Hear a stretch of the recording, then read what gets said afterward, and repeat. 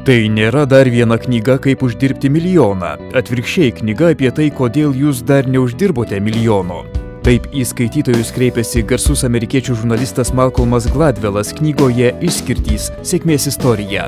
Knygos autorius tyrinėja ir aiškina priežastis, lemiančias, kodėl vieniems žmonėms nepaprastai sekasi, ir provokuoja siūlydamas pažvelgti į detalės, kurios iš pirmo žvilgsnio atrodo visai nereikšmingos.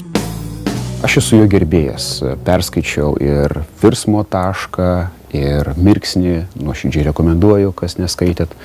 Man jis patinka kaip skrupulingas krapštukas, geras žurnalistas. Jis atranda tyrimą ir gerą istoriją. Ir jis pateikia tiek geras istorijas, tiek gerus tyrimus, kurie gali paaiškinti vienokį arba kitokią istorijos baigtį. Pavyzdžiui, kad Bilas Geitsas, visuotinai pripažintas kompiuterių genijus, pavadinkime, 68 metais pasirodo unikalią galimybę, būdamas vaikas, turėti priėjimą prie kompiuterio terminalų ir ten jau praktikuotis, kai kiti vaikai neturėjo tokios galimybės. Tai faktiškai įdomių aplinkybių ištraukimas, tyrinėjimas, nuodugni analizė yra Gladwello stiprioji pusė. Taip pat knygoje pateikiama istorija apie Roseto miestelį Pensilvanijoje, Jungtinėse Amerikos valstijose, kur gyvena daugiausiai išeivių iš Italijos palikuonys. Buvo atrasta, kad tie žmonės labai sveiki ir stebėtina tyrimas parodė, kad jų sveikatingumą galima paaiškinti tuo, kad žmonės labai bendruomeniški. Jie sustoja gatvėse, pasikalba.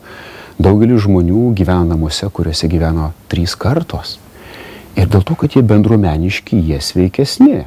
Įsivaizduojat, koks gali būti netikėtas paaiškinimas to, kas su mumis vyksta. Turbūt žinote, kad įvairūs tyrimai rodo, kad organizacijos, kuriuose yra aukštas tarpusavio pasitikėjimas, gali uždirbti akcininkam kelis kartus daugiau pelno negu organizacijos, kur yra žemas tarpusavio pasitikėjimas. Tai ši knyga tam tikrą prasme subtiliai iliustruoja, kad labai svarbu santykiai. Žmogiškas ryšys, tik dėmesys. Mes visi tarpstame dėmesyje. Ši knyga yra dokumentuota dėmesio istorija.